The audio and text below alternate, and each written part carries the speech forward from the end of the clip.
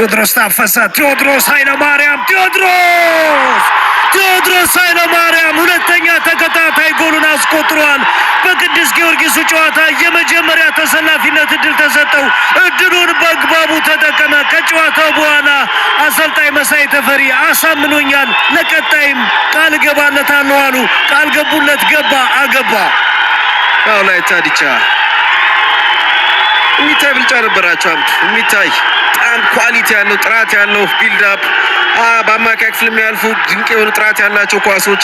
ቴዎድሮስ ታፈሰ የዚህ ጨዋታ ልዩነት ፈጣሪ አንደኛው ሊሆን ይችላል። አብዱ ቀድመ ስናነሳ ነበር ቢልድ አፕ ላይ ምን አይነት ኳስ ነው ለቴዎድሮስ ተከላካዩ ጀርባ የሚገርም ሩጫ ነው የሰጠው። ቴዎድሮስ ታፈሰ ምን አይነት ኢንች ፐርፌክት ድንቅ ፓስ ነው ለቴዎድሮስ። ቴዎድሮስ ኳስ በኳሊቲ ጥራት ያለው ኳስ ነው ያስቆጠረው። ተረጋግቶ ቦታ አይቶ የመጀመሪያውን ጎል አስቆጥሯል። ባለፈው ሳምንት ቅዱስ ጊዮርጊስ ላይ፣ ዛሬ ደግሞ ኢትዮጵያ መድን ላይ ሁለቱን የአዲስ አበባ ብሮች ላይ ጎል አስቆጥሯል። ወላይታ ዲቻ